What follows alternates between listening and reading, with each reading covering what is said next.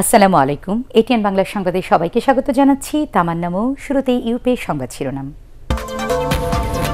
ডাকসু পুনর্নির্বাচনের দাবিতে ছাত্রলীগের একাংশের বিক্ষোভ, টিএসসিতে প্রগতিশীল ছাত্র ঐক্য ও সাধারণ ছাত্র অধিকার সংরক্ষণ পরিষদের প্রতিবাদ। আবাসিকে 1 চুলায় 1350 ও 2 চুলা 1440 টাকা করার প্রস্তাব তিতাসের, অযৌক্তিক বলছে ভোক্তা অধিকার সংগঠনগুলো। দেশের সব হাসপাতালে রোগী দর্শনার্থীদের জন্য আধুনিক ক্যাফেটেরিয়া নির্মাণ ও ডে কেয়ার সেন্টার রাখার নির্দেশনা প্রধানমন্ত্রীর।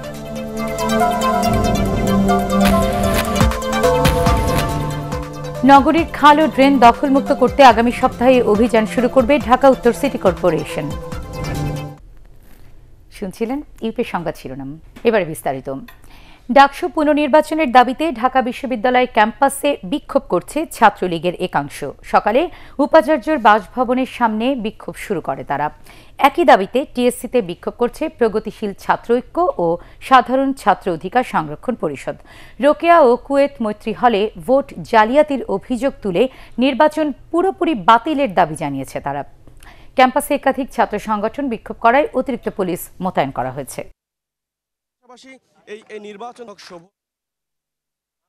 নির্বাচনটি হয়েছে, এটা নৈতিকতার প্রশ্ন। এই প্রক্রিয়ায় এই জালিয়াতি নির্বাচন কে জিতলো কে হারলো এটা মুখ্য না, কারণ আমরা মনে করি এই নির্বাচনটি বাতিল করতে হবে, পুনঃ তফসিল দিতে হবে। আর কি এই ফলাফল আমরা মানা করেছিলাম, ফলাফল ঘোষণা করা যাবে না যতক্ষণ পর্যন্ত অনিয়মগুলো সুরাহা করা হয়। অনিয়মগুলো যেহেতু সুরাহা হয়নি, এই পর্যন্ত আমরা বিক্ষোভ জানিয়ে যাচ্ছি। হলের ভিতরে যে সেন্ট্রাল প্যানেলের জন্য ভোট কাস্টিং হয়েছে তার ফলাফল কেন ঘোষণা করা হলো না, এবং সেই ঘোষণা করতে কেন রাত 4:30 বা 4টা বাজলো? আমাদের ভিপি নির্বাচিত হয়েছে, সুষ্ঠুভাবে নির্বাচিত হয়নি। সুতরাং আমরা দাবি জানাতে চাচ্ছি যে নির্বাচনটি সুষ্ঠুভাবে তদন্ত করে দেখা হোক, এবং যদি প্রয়োজন হয় পুনরায় যাতে নির্বাচনটা আবার করা হয়। আমাদের নির্বাচন আবার চাই, কারণ অন্ধকারের মধ্যে নির্বাচন কারচুপি হয়েছে। দর্শক, ঢাকা বিশ্ববিদ্যালয়ে আছেন আমাদের রিপোর্টার হাবিবুর রহমান অভি। আমরা এখন সরাসরি চলে যাচ্ছি তার কাছে। অভি, ক্যাম্পাসের অবস্থা আপনি এখন কেমন দেখছেন?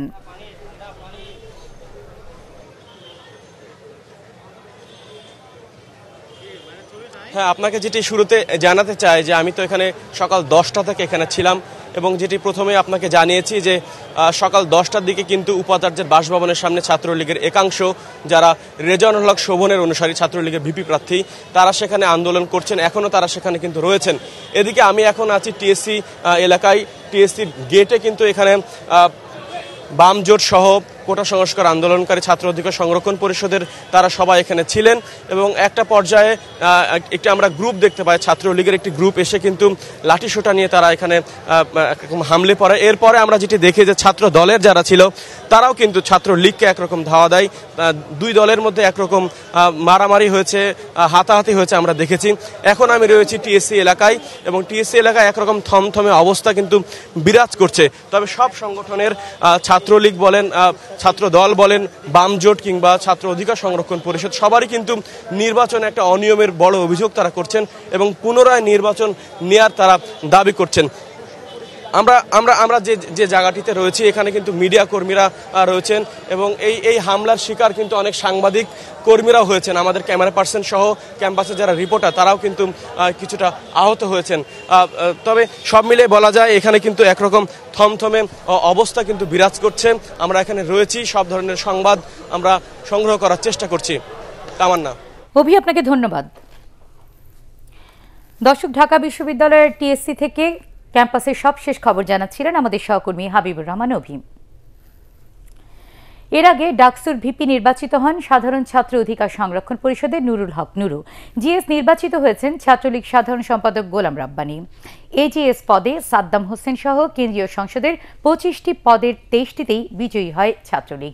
সোমবার রাতে ফলাফল ঘোষণার পর প্রায় 35 মিনিট ঢাকা বিশ্ববিদ্যালয়ের উপাচার্য ডক্টর আখতারুজ্জামানকে অবরুদ্ধ করে রাখেন বিক্ষুব্ধ ছাত্রলীগ কর্মীরা। বিস্তারিত জানাচ্ছেন একরামুল হক সাইম। সহসভাপতি পদে মোহাম্মদ নুরুল হক, তিনি পেয়েছেন 11,062 ভোট এবং নির্বাচিত।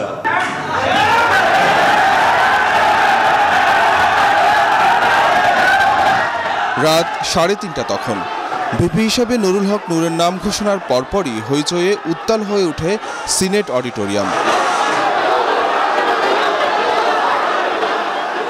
এর মধ্যেই ফল ঘোষণার কাজ চালিয়ে যান ঢাকা বিশ্ববিদ্যালয় উপাচার্য ডক্টর মোহাম্মদ আখতারুজ্জামান। ফলাফল ঘোষণার পর আবারও শুরু হয় বিক্ষোভ। অনেকটা নিরুপায় হয়ে মঞ্চে বসে থাকেন উপাচার্য। এ সময় ছাত্রলীগ সভাপতি ও ভিপি প্রার্থী রেজাউনুল হক চৌধুরী শোভন সহ সংগঠনের শীর্ষ নেতারা পরিস্থিতি শান্ত করার চেষ্টা করেন। নুরুল হক নূরকে উপাচার্যের বাসায় হামলাকারী উল্লেখ করে তাকে না মেনে নেওয়ার ঘোষণা দেন ছাত্রলীগ নেতারা। পরে প্রায় ৩৫ মিনিট অবরুদ্ধ থাকার পর সিনেট ভবন ত্যাগ করেন উপাচার্য। সিনেট ভবনের বাইরেও বিক্ষোভ করে ছাত্রলীগ কর্মীরা। এদিকে রোকেয়া হলের প্রভোস্ট জিনাত হুদাকে লাঞ্ছিত করার অভিযোগে নুরুল হক নূর সহ কয়েকজনের বিরুদ্ধে মামলা দায়ের হয় শাহবাগ থানায়। ম্যাডামকে লাঞ্ছিত করে প্রভোস্টকে লাঞ্ছিত করা হয়েছে, দরজা ভেঙে ব্যালট ছিনতাই করা হয়েছে, যেটা কার্যত ব্যালট নয়, আমাদের শিক্ষার্থীদের স্বপ্ন ছিনতাই করা হয়েছে, যে জন্য তারা মামলা করেছে। সেই মামলার আসামি হলো ঢাকা বিশ্ববিদ্যালয়ের ভিপি পদে নুরুল হক নূর ভোট পান ১১,০৬২ আর তার নিকটতম প্রতিদ্বন্দ্বী রেজাউনুল হক চৌধুরী শোভন পান ৯,১২৯ ভোট। ভিপি ও সমাজসেবা সম্পাদক ছাড়া ডাকসুর ২৫টি পদের মধ্যে ২৩টিতে বিজয়ী হয় ছাত্রলীগ। ছাত্রলীগের কেন্দ্রীয় সেক্রেটারি গোলাম রাব্বানী জিএস এবং ঢাকা বিশ্ববিদ্যালয়ের সেক্রেটারি সাদ্দাম হোসেন নির্বাচিত হন এজিএস পদে। দীর্ঘ ২৮ বছর পর অনুষ্ঠিত ডাকসু নির্বাচনে ভোট পড়েছে প্রায় ৬০ ভাগ। ইকরামুল হক সায়েম, এটিএন বাংলা, ঢাকা। ডাকসু নির্বাচনের ফলাফল অস্বাভাবিক মন্তব্য করে সরকারের নির্দেশে ফলাফল ইঞ্জিনিয়ারিং করা হয়েছে বলে অভিযোগ করেছে বিএনপি। নয়াপল্টনে দলের কেন্দ্রীয় কার্যালয়ে সংবাদ সম্মেলনে বিএনপির সিনিয়র যুগ্ম মহাসচিব রুহুল কবির রিজভী এই অভিযোগ করেন। তিনি দাবি করেন ডাকসু নির্বাচনে ভোট ডাকাতির নজিরবিহীন ঘটনা ঘটেছে। প্রহসনের নির্বাচনের মাধ্যমে ঢাকা বিশ্ববিদ্যালয়ের ঐতিহ্যকে উপাচার্য কলঙ্কিত করেছেন বলেও মন্তব্য করেন রুহুল কবির রিজভী। এটার একটা ফিক্সড প্যানেল ভোট থাকে, এই প্যানেল ভোটটা সবাই পায়, কিন্তু দেখা যাচ্ছে যে ছাত্রলীগের যিনি ভিপি এবং জিএস এবং কোটা আন্দোলনের যিনি ভিপি এবং জিএসের মধ্যে মানে প্যানেল ভোটের অনেক পার্থক্য। এটা অনেকটা অস্বাভাবিকই বটে। ডাকসুর ইতিহাসে নজিরবিহীন ঘটনা ঘটল।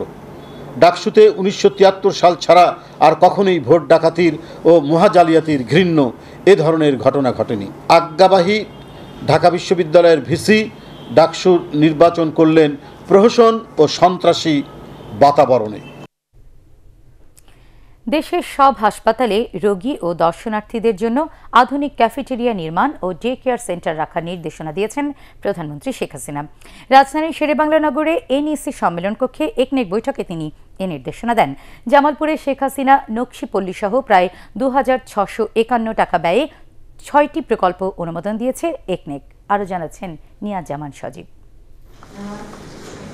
একনেক চেয়ারপারসন প্রধানমন্ত্রী শেখ হাসিনার সভাপতিত্বে এ বৈঠকে অনুমোদন দেয়া ৬টি প্রকল্পের সব অর্থ ব্যয় হবে সরকারি তহবিল থেকে। প্রকল্পগুলোর মধ্যে উল্লেখযোগ্য হল সরকারি কর্মচারী হাসপাতাল ৫০০ শয্যায় উন্নীত করা সহ সড়ক পরিবহন ও সেতু মন্ত্রণালয়ের ৩টি প্রকল্প।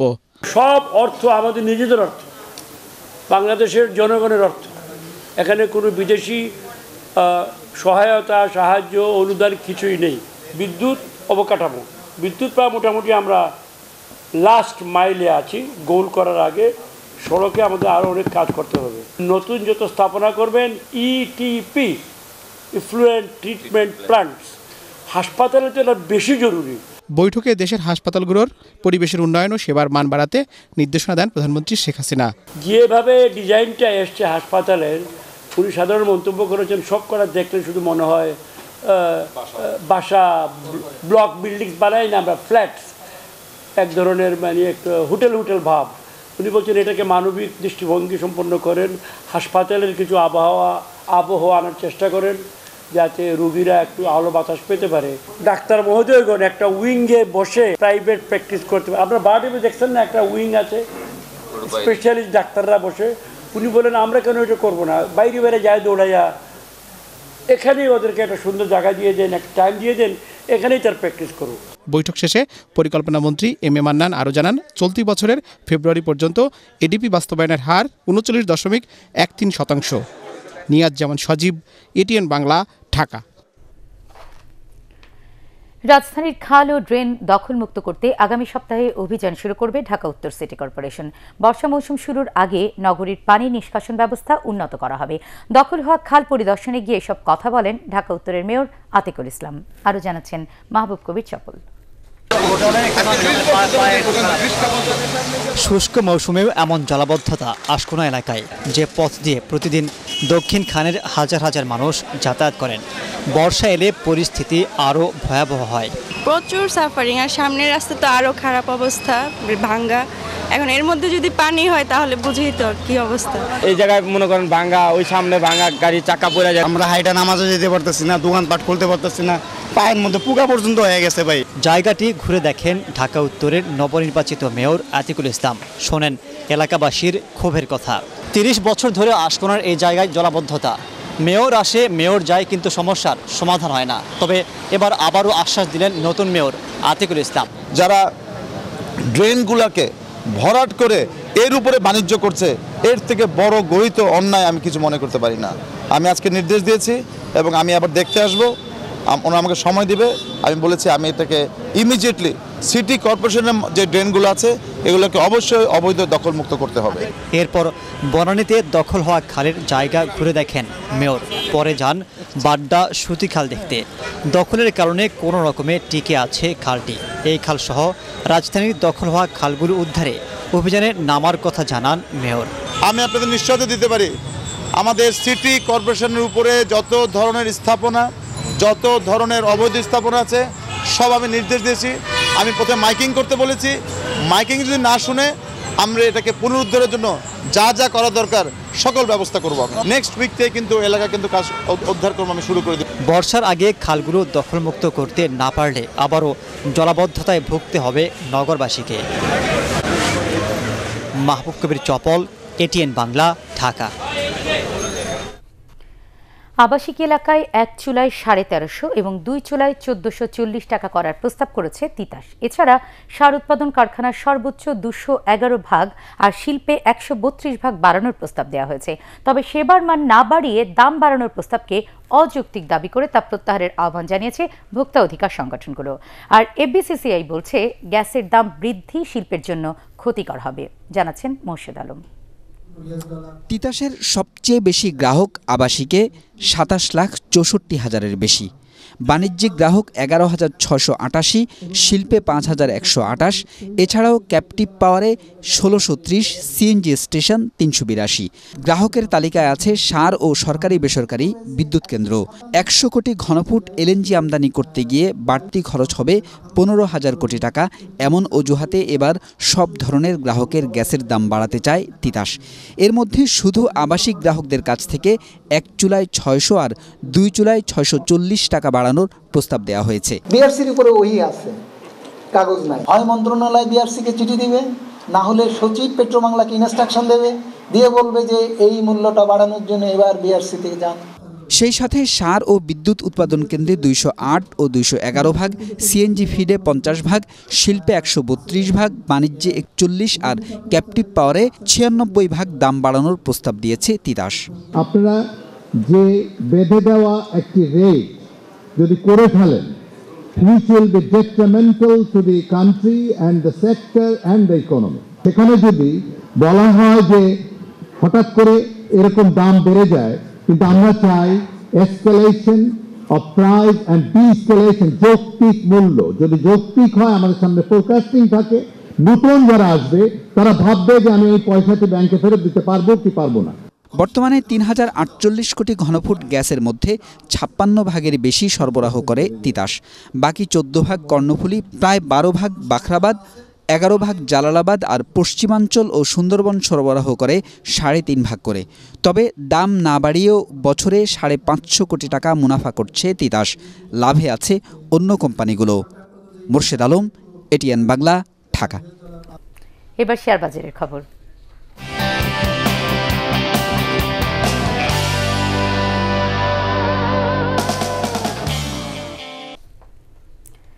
ব্রিটিশ আমেরিকান টোবাকো কোম্পানি BATBCর পরিচালনা পর্ষদ বিনিয়োগকারীদের জন্য 500% নগদ ও 200% বোনাস সহ মোট 700% ডিভিডেন্ড ঘোষণা করেছে। কোম্পানির পরিচালনা পর্ষদ সভায় 31 ডিসেম্বর 2018 সমাপ্ত অর্থবছরের আর্থিক প্রতিবেদন পর্যালোচনা করে এই সিদ্ধান্ত নেওয়া হয়। সমাপ্ত বছরে কোম্পানির শেয়ার প্রতি আয় হয়েছে 166 টাকা 87 পয়সা। আগের বছর ইপিএস ছিল 130 টাকা 50 পয়সা। সম্পদ মূল্য হয়েছে 492 টাকা 15 পয়সা।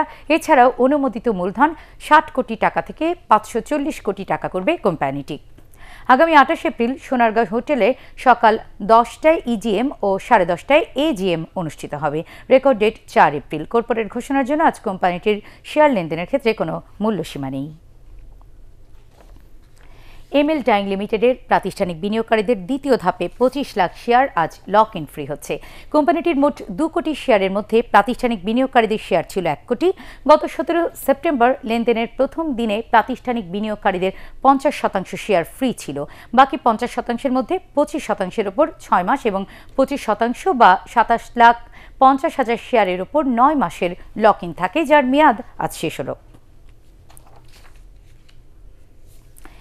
রিলায়েন্স ওয়ান এবং লিগ্যাসি ফুটওয়্যার লিমিটেডের শেয়ার গতকাল থেকে স্পট মার্কেটে লেনদেন হচ্ছে। আর স্পট মার্কেটে কোম্পানির দুটি শেয়ার লেনদেন করা যাবে।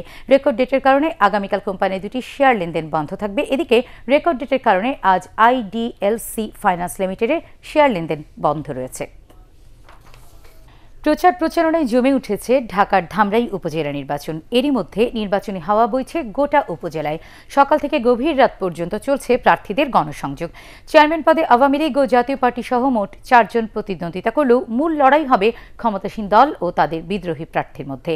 তবে মহিলা ভাইস চেয়ারম্যান পদে বিনা প্রতিদ্বন্দ্বিতায় নির্বাচিত হয়েছেন সোহানা জেসমিন। 16টি ইউনিয়ন ও প্রথম শ্রেণীর পৌরসভা নিয়ে ধামরাই উপজেলায় মোট ভোটার 3,20,223 জন।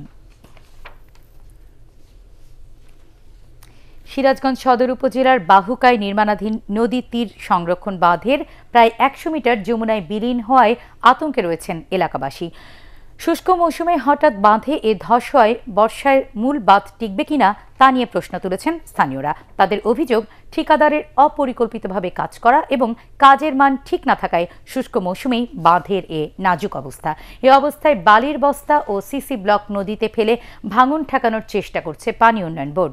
এখন ভাঙন দেখা দিলেও বন্যার আগেই মেরামত সহ নির্মাণাধীন বাঁধের বেশিরভাগ কাজ শেষ হবে বলে আশা করছেন পাউবোর নির্বাহী প্রকৌশলী। স্থানীয়দের আতঙ্কিত না হওয়ার আহ্বান জানিয়েছেন পাউবো।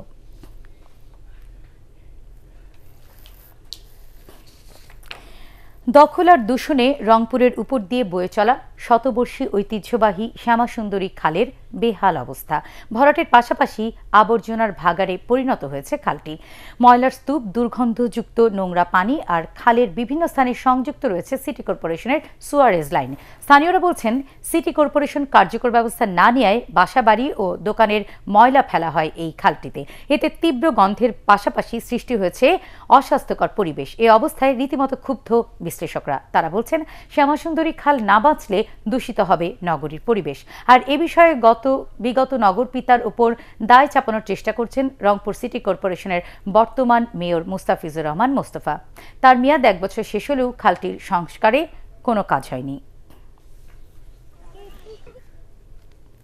আল আরাফা ইসলামী ব্যাংক অর্থ সংবাদ।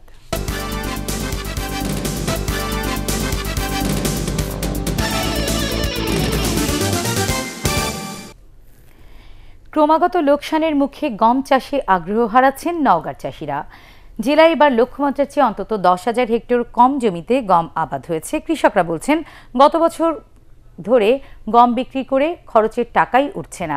সরকারিভাবে না কেনায় গত মৌসুমেও লোকসানের মুখে গম বিক্রি করতে হয়েছে তাদের। আর তাই এবছর অনেক কৃষক গম চাষ করেননি। স্থানীয় কৃষি বিভাগ বলছে, সেচ সাশ্রয়ী ফসল হিসেবে বরেন্দ্র অঞ্চলে গম চাষ জনপ্রিয়। আর তাই কৃষকদের ন্যায্য মূল্য নিশ্চিত করতে প্রতি বছর সরকারিভাবে গম কেনার প্রয়োজনীয়তা রয়েছে। তবে খাদ্যমন্ত্রী সাধন চন্দ্র মজুমদার বলেছেন, মৌসুম শেষে গুণগত মান যাচাই করে সরকারিভাবে গম কেনা না কেনার বিষয়ে সিদ্ধান্ত নেওয়া হবে। গত বছর যে গমের ফলন হয়েছিল 15 মণ 16 মণ হারিতে গম হয়েছিল, এতে বিক্রয় করে 700-800 টাকা মন বিক্রয় করে আমাদের কোনো পোষায়নি। গতবারের আগাবার নিছিল, গতবারে নেয়নি, এবার যে কি করবে সরকার তা তো জানি না। সরকারি যে প্রক্রুটমেন্ট, এটা একটা বড় ব্যাপার। তারা যদি গমটা নেয়, দামটা ভালো পায়, এবং কৃষকে গম চাষে উৎসাহিত হয়। কৃষি বিভাগ রিপোর্ট অনুসারে যদি গম ক্রয় করার মতো প্রক্রিয়া করার মতো গম পাওয়া যায় অবশ্যই আমরা এখানে প্রক্রিয়া করব। আর যদি কৃষকেরা শুধু খাদ্যের জন্য গম লাগাতে তাদের পাবো না, তো আমদানি করতে হবে। এবার আন্তর্জাতিক সংবাদ।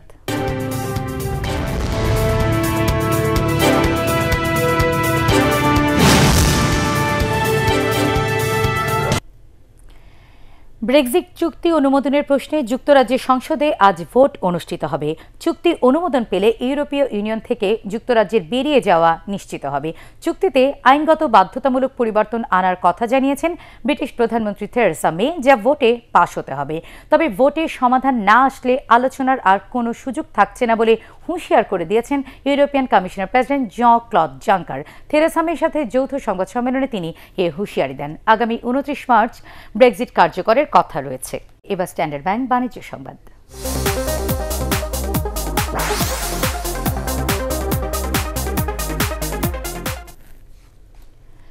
শিক্ষার ডিজিটাল রূপান্তরের লক্ষ্যে প্রাথমিক স্তর থেকে প্রযুক্তি শিক্ষা বাস্তবায়নের বিকল্প নেই বলে মন্তব্য করেছেন পররাষ্ট্রমন্ত্রী ডক্টর এ.কে আব্দুল মোমেন। রাজধানীর একটি হোটেলে চতুর্থ শিল্প বিপ্লবে কর্মসংস্থান বিষয়ক এক সেমিনারে তিনি এই মন্তব্য করেন। এ সময় পররাষ্ট্রমন্ত্রী আরও বলেন, দেশের 65% তরুণ জনগোষ্ঠীকে উপযোগী করে গড়ে তোলার মাধ্যমে বাংলাদেশ চতুর্থ শিল্প বিপ্লবের নেতৃত্বের জন্য প্রস্তুত।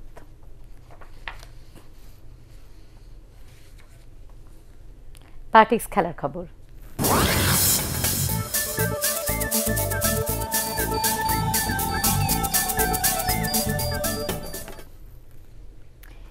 ওয়েলিংটনে দ্বিতীয় টেস্টে নিউজিল্যান্ডের কাছে ইনিংস ও 12 রানে হেরেছে বাংলাদেশ। এতে এক ম্যাচ বাকি থাকতেই 2-0 সিরিজ জয় নিশ্চিত করল স্বাগতিকরা। পঞ্চম ও শেষ দিনে 3 উইকেটে 80 রান নিয়ে খেলতে নেমে কিউএ পেসার নেইল ওয়াগনারের বোলিং তোপে 209 রানেই গুটিয়ে যায় টাইগারদের দ্বিতীয় ইনিংস।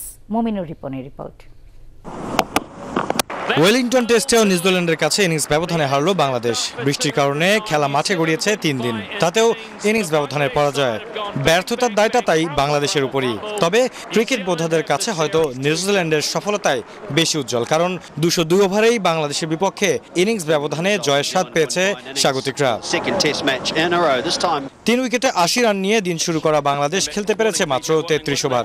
শুরুতে ট্রেন্ট বোল্টের গতি সুইং আর পরে নীল ওগনারের ভিন্ন ধরনের শর্ট বলে প্রতিরোধ করতে ব্যর্থ বাংলাদেশি ব্যাটসম্যানরা। দলের 170 রানে 7 উইকেট হারালে ধ্বংসস্তূপে পরিণত হয় টাইগারদের ব্যাটিং লাইন আপ। আসা যাওয়ার মিছিলে মাহমুদুল্লাহ রিয়াদ যা একটু লড়েছেন। স্রোতের বিপরীতে খেলতে থাকা টাইগার অধিনায়কের ব্যাট ভরসা জোগাচ্ছিল ইনিংস পরাজয় এড়ানোর, কিন্তু 67 রানে রিয়াদের বিদায়ের পর 209 রানেই থামে সফরকারীদের ইনিংস। ওয়াগনার 5 আর বোল্ট নিয়েছেন 4 উইকেট। আর 3 দিনের মধ্যে বাংলাদেশকে দুবার অল আউট করে তারা বুঝিয়ে দিল নিজেদের মাটিতে ক্রিকেটের আভিজাত অঙ্গনে কতটা সমৃদ্ধ নিউজিল্যান্ড। প্রথম ইনিংসে সফরকারীদের 211 রানের জবাবে 6 উইকেটে 432 রানের প্রথম ইনিংস ঘোষণা করে নিউজিল্যান্ড। ডাবল সেঞ্চুরি করে ম্যাচ সেরা হয়েছেন রস টেলর। 3 ম্যাচ সিরিজে হোয়াইট ওয়াশ এড়াতে আগামী শনিবার ক্রাইস্টচার্চে নিউজিল্যান্ডের বিপক্ষে তৃতীয় টেস্টে মাঠে নামবে টাইগাররা। মমিনুর রিপন, এটিএন বাংলা। শেষ করার আগে ইউপি সংবাদ শিরোনাম আরও একবার। ডাকসু পুনর্নির্বাচনের দাবিতে ছাত্রলীগের একাংশের বিক্ষোভ, টিএসসিতে প্রগতিশীল ছাত্র ঐক্য ও সাধারণ ছাত্র অধিকার সংরক্ষণ পরিষদের প্রতিবাদ। আবাসিকে 1 চুলায় 1350 ও 2 চুলা 1440 টাকা করার প্রস্তাব তিতাসের, অযৌক্তিক বলছে ভোক্তা অধিকার সংগঠনগুলো।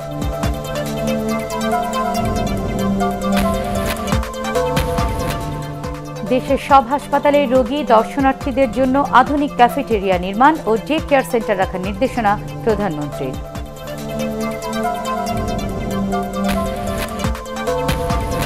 নগরীর খাল ও ড্রেন দখলমুক্ত করতে আগামী সপ্তাহে অভিযান শুরু করবে ঢাকা উত্তর সিটি কর্পোরেশন।